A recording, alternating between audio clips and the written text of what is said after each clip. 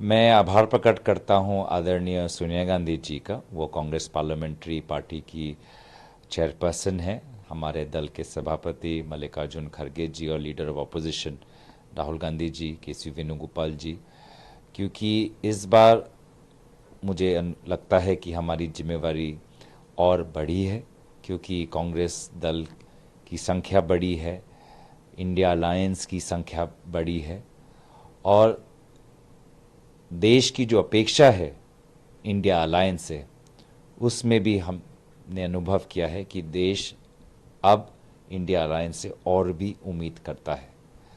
आने वाले सत्र में हमारी ये कोशिश रहेगी कि जो विश्वास हमारे दल के नेताओं ने हम पर जताया है, जो आशा देश के लोग हमसे करते हैं, जो प्यार मेरे लोकसभा क्षेत्र के मतदाताओं ने मेरे पे आ, आ, रखा, उन सभी के प्रति हम अपना कर्तव्य निभाते जाएं।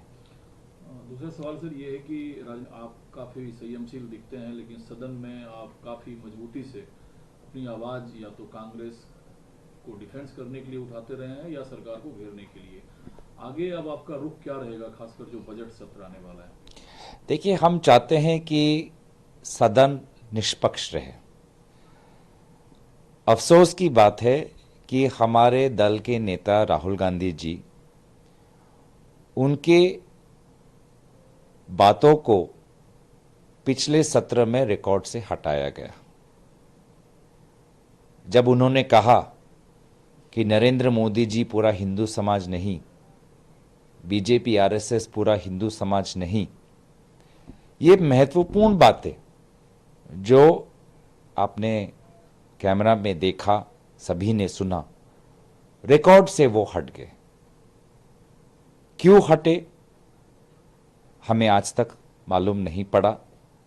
राहुल गांधी जी ने चिट्ठी भी भेजा, और इसके आधार पर जो बीजेपी भ्रम फैलाने की जो कोशिश की, उस भ्रम का उत्तर बद्रीनाथ के लोगों ने उपचुनाव में दे दिया। तो हम तो यही आशा करते हैं कि लीडर ऑफ ऑपोजिशन एक संवैधानिक पद है, और Rahul ji as leader of opposition जो कहते हैं, बहुत सोचकर, बहुत समझकर कहते हैं, और उनके बातों का जो वजन है पार्लियामेंट्री रिकॉर्ड्स में दिखना चाहिए। और लीडर ऑफ ऑपोजिशन, एक संवैधानिक पद पर बैठे हुए व्यक्ति को जो सम्मान मिलना चाहिए, हम उसकी अपेक्षा करते हैं। पहले सर आप लोग सवाल उठाते रहे कि भाजपा की हार हुई, अब बद्रीनाथ की चर्चा होती है। जब कांग्रेस पार्टी या इंडिया ब्लॉक के लीडर्स ये सवाल उठाते हैं, तो इसमें बीजेपी के लिए क्या संदेश है और देश की जनता के लिए क्या संदेश होता है? कि देश की जनता भी यही समझती है जो राहुल जी कहते हैं, कि हिंदू हिंसक नहीं, कि हिंदू शक्तिशाली लेकिन शक्ति का दुरुपयोग नहीं करता, कि हिंदू संवेदनशील और दूसरों के प्रति अत्याचार नहीं करता, कि हिंदू सत्य के मार्ग पर चलता है और झूठ और भ्रम पर निर्भर नहीं होता। यही हिंदू धर्म की शिक्षा अयोध्या के लोगों ने भाजपा को दी, जो झूठ, भ्रम, अफवाह, हिंसा, नफरत पर निर्भर करती है। और वही दोबारा शिक्षा बद्रीनाथ के लोगों ने दिया। आज सभी राहुल गांधी जी और हम सभी भारतीय नागरिकों में जो हिंदू धर्म के प्रति जो हमारी श्रद्धा है, हमारा विश्वास है, हमारी भक्ति है, उस भक्ति ने लोगों ने अपने राजनीतिक सिद्धांतों से दोबारा दर्शाया है। क्योंकि सर कांग्रेस पार्टी महंगाई और मुद्दे को सबसे ज्यादा उठाती रही है, बजट सत्र जो शुरू होने वाला है उससे क्या सरकार से आप उम्मीद करते हैं और क्या मांग करते हैं? मैं सरकार से कुछ उम्मीद नहीं करता। मैं प्रधानमंत्री मोदी जी से कुछ नहीं उम्मीद करता। प्रधानमंत्री मोदी जी के पास अभी भी अंबानी और अडानी के लिए समय है। गरीब और मध्यम वर्ग के लिए उनके पास ना समय है, ना दिल में जगह है। महंगाई बरकरार रहेगी, बेरोजगार बरकरार रहेगी, कुछ मार्केटिंग, कुछ गिमिक्स के स्लोगन्स आएंगे, कुछ अच्छे शब्दावली का प्रयोग प्रधानमंत्री मोदी जी करेंगे, लेकिन कोई ठोस कदम महंगाई के पक्ष में, बेरोजगारी के विरुद्ध मैं प्रधानमंत्री मोदी जी से अपेक्षा नहीं करता। हां, अगर प्रधानमंत्री कोई और होते तो शायद भाजपा महंगाई पर आज कुछ काम करती, पर आपने देखा चाहे शिक्षा मंत्री हो, चाहे वित्त मंत्री हो, आज नीट का इतना समस्या है लेकिन शिक्षा मंत्री बरकरार है। आज बेरोजगारी और महंगाई को लेकर कितनी समस्या है, छोटे दुकानदारों की कितनी समस्या है, लेकिन वित्त मंत्री भी बरकरार है। मणिपुर में कितना अशांति है, लेकिन गृह मंत्री भी बरकरार है, मणिपुर के मुख्यमंत्री भी बरकरार हैं। तो मोदी जी के पास सिर्फ इटली, फ्रांस और अंबानी के शादी के लिए जाने के लिए समय है। देश के जो युवाओं की जो समस्या है, माताओं की जो समस्या है, किसानों की जो समस्या है, उन समस्याओं को समाधान करने के लिए ना समय है ना दिल में जगह है। सर, लेकिन डेमोक्रेसी में सदन का फॉर्मेशन जो है पक्ष दोनों से होता है। आप बिल्कुल कह रहे हैं कि हमें नाउम्मीदी है प्रधानमंत्री से। जनता विपक्ष को भी देखेगी कि विपक्ष जनता के लिए किन राहतों की मांग सरकार से कर रही है बजट में। बेशक, और जनता देख रही है कि जब जब जनता के बीच में कोई बड़ी समस्या लगी है, उत्पन्न हुई है, तो राहुल गांधी जी उनके साथ खड़े हैं। जब अग्निवीर का मामला हो तो वो जो हमारे शहीद सिंह जिनके परिवारों से मिलने राहुल गांधी जी गए, चाहे राजकोट में लगी हुई आग हो, चाहे हमारे ट्रेन के लोको पायलट हो, इन सभी से राहुल गांधी जी मिलते रहते हैं। और इन मणिपुर में आज भी वहाँ पे एक बीएसएफ जवान की शहादत हुई, मणिपुर 3 बार राहुल गांधी जी गए। तो सदन के अंदर, सदन के बाहर leader of opposition Rahul Gandhi ji हमेशा देश के मुद्दों को उठाते हुए दिखाई देंगे। सर, उत्तर पूर्व कभी कांग्रेस पार्टी के जनाधार है, आप असम से आते हैं, क्या आपको उपनेता बनाकर कांग्रेस पार्टी उत्तर पूर्व में फिर से अपनी स्थिति मजबूत करना चाहती है? देखिए, मैं अपने आप को इतना बड़ा हस्ती नहीं समझता कि मेरे दायित्व से उत्तर पूर्वांचल की राजनीति पर कांग्रेस पार्टी प्रभाव डालना चाहती है। मैं इतना बड़ा व्यक्ति या हस्ती नहीं हूं, लेकिन हाँ, उत्तर पूर्वांचल का प्रतिनिधि होने के नाते मैं ना सिर्फ असम की पर पूरे उत्तर पूर्वांचल की आवाज़ बुलंद करने की कोशिश करूंगा। और इस बार उत्तर पूर्वांचल से कांग्रेस दलों की तरफ से हमारी सांसदों की संख्या बड़ी है। मणिपुर से 2, नागालैंड से 1, मेघालय से 1, सभी को अपनी बात रखने का अवसर मिले। उत्तर पूर्वांचल की आवाज़ हम सभी के द्वारा और बुलंद हो, ये हमारी कोशिश ज़रूर रहेगी। इधर सर, असम के कई जिलों में इस वक्त लगातार असम में थे, आप टूटे सड़कों की स्थिति दिखा रहे थे, पानी भरे गांव और शहरों और कस्बों को दिखा रहे थे, और सरकार पर आप लगातार हमलावर थे।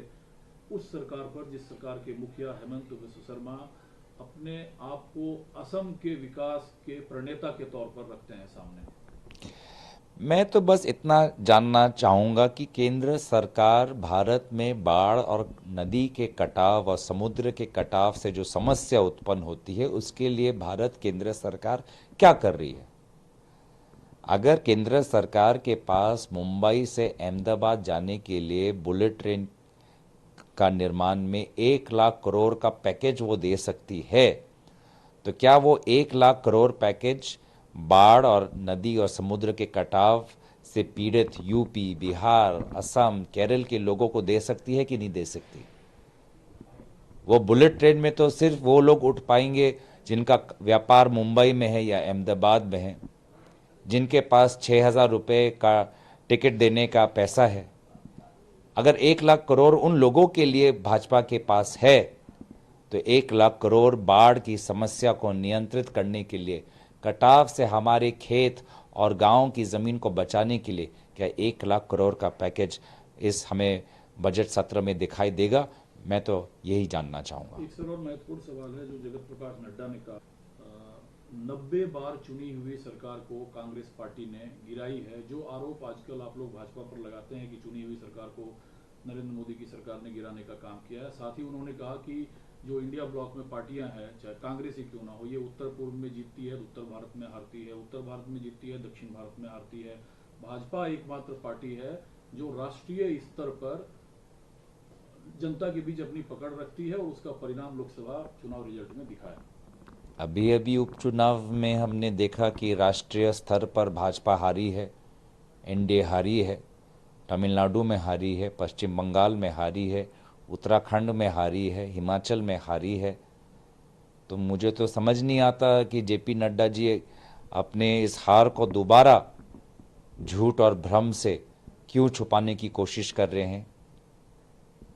अब तो उनका कार्यकाल भी समाप्त हो गया है, लेकिन अभी ये जो हार हो रही है, मुझे लगता है कि भाजपा चाहती है कि ये सारे हार की जिम्मेवारी जेपी नड्डा जी पर ही पड़े। आज उपचुनाव में हमने देख लिया कि एनडीए को कितने सीट मिले हैं, इंडिया अलायंस को कितने सीट मिले हैं। तो इसीलिए भाजपा आज भी जनता की नब्ज को पकड़ नहीं पा रही। आज भी सत्ता से अंधकार है, अंधकार में जी रही है, नहीं देख पा रही कि ज़मीनी हालात बदल चुके हैं, देश बदल चुका है, देश बहुत आगे निकल चुका है। देश आज राहुल गांधी जी के साथ है, इंडिया अलायंस के साथ है, और जब तक इनकी आंखें बंद रहेगी तब तक उनकी सीट ऐसे उपचुनाव की तरह खिसकते रहेंगे। इधर सर सुप्रीम कोर्ट ने एक कहा है कि तलाकशुदा मुस्लिम महिलाओं को जो है गुजारा भत्ता देना होगा। All India Muslim personal law board ने इसका विरोध किया और कहा है कि जो सुप्रीम कोर्ट का फैसला है वो इस्लाम के शरिया कानून के विरुद्ध है और हम इसे नहीं मानेंगे। या तो इसे हम लार्जर बेंच में ले जाएंगे या फिर सदन में इस फैसले से इतर हम कोशिश करेंगे कि कोई कानून पास हो। देखिए, कांग्रेस पार्टी हमेशा नारी सम्मान के पक्ष में है, सर्वधर्म सम्मान के पक्ष में है, वसुदेव कुटुंबकम के पक्ष में है, और क्योंकि हम लोकतंत्र में विश्वास करते हैं, संविधान में विश्वास करते हैं, उच्चतम न्यायालय से आया हुआ निर्णय का भी हम सम्मान करते हैं। तो आज सुप्रीम कोर्ट ने ये पक्ष रखा है, संविधान की सम्मान करते हुए, लोकतंत्र पर विश्वास करते हुए हम उच्चतम न्यायालय के निर्णय को हम सम्मान करते हैं, और नारी सम्मान में तो हमेशा हमारा पक्ष रहा ही है। हम तो चाहते हैं कि वुमेन्स रिजर्वेशन बिल भविष्य में क्यों आज ही लागू हो। अगर आज ये इस बजट सत्र में केंद्र सरकार संशोधन लाती है कि महिला आरक्षण भविष्य में होने वाले सेंसस या भविष्य में होने वाले डिलिमिटेशन पर नहीं, इस साल से ही लागू होना चाहिए, तो हम तो उस पर अपना सम्मान जताएंगे, अपनी सहमति जताएंगे। हम तो साथ साथ ये भी मांग करेंगे जो मांग राहुल गांधी जी ने कहा कि पिछड़े वर्ग से महिलाओं को ज़्यादा प्राथमिकता मिलनी चाहिए। आप सर अब चूंकि उपनेता बन चुके हैं, जो सर के लगातार कांग्रेस पार्टी हाथ में संविधान की पुस्तिका लेकर उसकी रक्षा की कसम खाती रही, तो सरकार ने कहा 25 जून को अब सरकार जो है सरकारी स्तर पर संविधान हत्या दिवस कार्यक्रम को मनाएगी, ताकि कांग्रेस शासनकाल में आपातकाल लगाकर किस तरीके से देश में लोकतंत्र को कुचलने का काम किया गया था। देखिए, सरकार कोई भी कार्यक्रम करे, सरकारी कार्यक्रम और देश की वास्तविक हालात में फ़र्क है। वास्तविक हालात ये है कि एक पत्रकार ईमानदारी से सत्ता पक्ष से सवाल नहीं कर सकता। वास्तविक सच्चाई ये है कि कॉलेज का छात्र फेसबुक में सरकार के विरोध में अगर कुछ बात लिखता है तो उसको जेल भेजा जाता है। वास्तविक सच्चाई ये है कि इनकम टैक्स ईडी तब काम करती है जब कोई व्यक्ति विरोधी दल में हो। जैसे ही वो भाजपा में शामिल होता है उस पर ईडी इनकम टैक्स का कार्रवाई ख़त्म हो जाता है। तो वो सरकारी कार्यक्रम करते रहे, लेकिन देश की जनता जनार्दन वास्तविक में जो सच्चाई है उस सच्चाई को हर दिन वो देखते हैं कि किस प्रकार किसानों को खालिस्तानी कहा जाता है, किस प्रकार से बेरोजगार युवाओं को आज नौकरी के धक्के खाने पड़ते हैं, और एक गरीब व्यक्ति महाराष्ट्र में जब उसके ऊपर कोई बड़े राजनीतिक दल का नेता का बेटा गाड़ी चलाकर रौंद कर एक गरीब और मध्यम वर्ग के लोगों पर आक्रमण करता है, एक महिला जब की मृत्यु होती है, तो किस प्रकार से भाजपा और उसके सहयोगी दल गाड़ी चलाने वालों को, गाड़ी चालक को किस प्रकार से संरक्षण देती है, ये सारी सच्चाई लोग जानते हैं। और इस सच्चाई को भाजपा अपने सरकारी कार्यक्रम से छुपा नहीं सकती। भाजपा ये भी कहती है, जगत प्रकाश नड्डा ने पार्टी संवैधानिक तौर पर धार्मिक आधार पर आरक्षण देने की व्यवस्था नहीं है, आंध्र प्रदेश में आप लोगों ने दिया। भाजपा के नेता स्वयं विभिन्न समय पर कहते थे कि 400 पार चाहिए, क्योंकि संविधान उनको बदलना है, जिसका उत्तर लोगों ने लोकसभा चुनाव में दिया। क्या जेपी नड्डा जी नकार सकते हैं कि उनके लोगों ने ऐसा कहा? उन बातों को सभी ने सुना, लेकिन उस समय जेपी नड्डा जी ने कुछ नहीं कहा। सर, असम में कहा जाता है कि जोरहाट सीट जो वो समझो असम जीत लेगी। हेमंतो बिस्व शर्मा के लिए क्या टारगेट कांग्रेस पार्टी ने और आपने फिक्स किया है आने वाले चुनाव को लेकर, क्योंकि वो असम की राजनीति में अपने आप को अजय बताते हैं? देखिए, मैं कोई व्यक्ति विशेष राजनीति नहीं करता, ना खुद के व्यक्तित्व को ज़्यादा महत्व देता हूँ, ना किसी दूसरे के व्यक्तित्व को मैं महत्व देता हूँ। मैं एक लोकतंत्र में विश्वास रखता हूँ, और लोकतंत्र में लोग की क्या अपेक्षाएं हैं, लोग क्या सपने देखते हैं। असम को लेकर, उत्तर पूर्वांचल को लेकर, एक असम का युवा, एक असम का किसान, एक असम का एंटरप्रेन्योर, असम के विभिन्न समुदाय, उनके क्या सपने हैं, उन सपनों को साकार करना ही हमारा उद्देश्य है। एक सर आखिरी सवाल मैं फिर उस पर आऊंगा, चूंकि पहले मैं आपसे बात कर रहा हूँ, जब बजट सत्र शुरू होना है, कांग्रेस पार्टी और इंडिया ब्लॉक के अन्य दल कुछ तो योजना आप लोग बना रहे हैं या बनाएंगे कि सरकार से किन राहतों की मांग की जाए जिससे सीधा जनता लाभान्वित हो? देखिए, निश्चय हमारे मांगे हैं, दूसरे दलों के भी मांगे हैं, और आपने देखा कि जब से इंडिया अलायंस की गठन हुई है, हमेशा हम सभी दलों के साथ विचार विमर्श करके सामूहिक जो निर्णय निकलता है उसके अनुसार हम काम करते हैं। आदरणीय खड़गे जी सभी दलों के नेताओं के साथ विचार विमर्श करके, राहुल गांधी जी और विभिन्न हमारे दलों के नेताओं के साथ विचार विमर्श करके जो सामूहिक निर्णय आएगा, उस सामूहिक निर्णय का परिणाम आप आने वाले सत्र में देखेंगे। हमले प्रधानमंत्री मोदी पर किए, लेकिन इस बार मीडिया एक्स पर जो है वो 100 मिलियन फॉलोअर्स को पार कर दिए हैं। उन्होंने खुद भी इस पर खुशी जताई है। इस आंकड़े के सहारे नरेंद्र मोदी दुनिया के उन सर्वप्रथम नेताओं में से हैं जिनके फॉलोअर 100 मिलियन से ज्यादा हैं। देखिए, लोकतंत्र में प्रधानमंत्री के एक्स प्लेटफॉर्म पर या वाई प्लेटफॉर्म या जेड प्लेटफॉर्म पर कितने फॉलोअर्स हैं, उससे एक सफल प्रधानमंत्री, एक पारदर्शी सरकार का मापदंड नहीं लिख सकते। प्रधानमंत्री का सबसे पहला कर्तव्य है कि देश की अखंडता को सुरक्षित करना। अगर आप जम्मू में हिंसा देख रहे हैं, किस प्रकार से आतंकवादी बार बार घुसकर हमारे जवानों पर आक्रमण कर रही है, कहीं ये इंटेलिजेंस का फेलियर नहीं? चीन सीमा के उस पार आज अपने वो आर्मी को और सशक्त कर रही है, क्या ये राष्ट्रीय सुरक्षा का सवाल नहीं? मणिपुर में आज भी लोगों की हत्या हो रही है, बीएसएफ जवानों की शहादत हो रही है, प्रधानमंत्री वहां तक नहीं गए। तो मैं क्या देखूं? मैं एक्स पर 100 मिलियन हो, 200 मिलियन हो, उससे लोगों का क्या, उनके जीवन, निजी जीवन से क्या संपर्क है? क्या बेरोजगार युवाओं को नौकरी मिल रही है?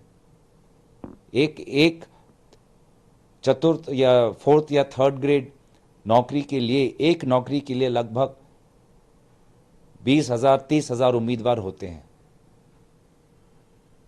महंगाई से लोग आज घर का सामान नहीं खरीद पा रहे हैं।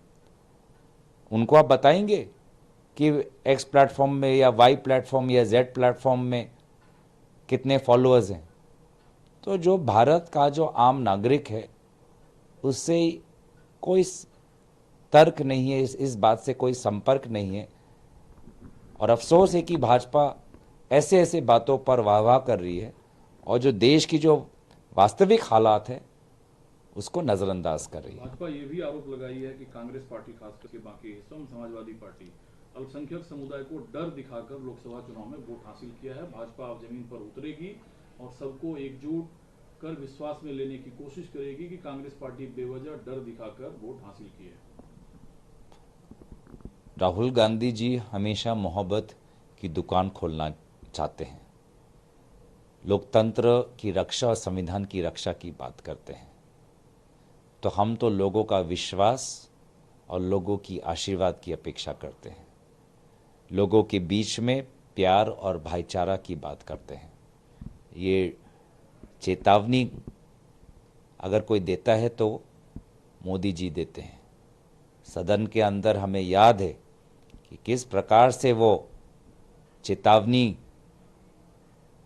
वार्निंग, ऐसे प्रकार की शब्दों का इस्तेमाल करते हैं। हमें देखा है सदन के अंदर कि गृह मंत्री खड़े होकर किस प्रकार से व्यवहार हमारे साथ करते हैं। तो ये डर की भाषा ये हमारे मुंह से नहीं, ये डर की भाषा प्रधानमंत्री मोदी जी और गृह मंत्री अमित शाह जी के मुंह से निकलता है।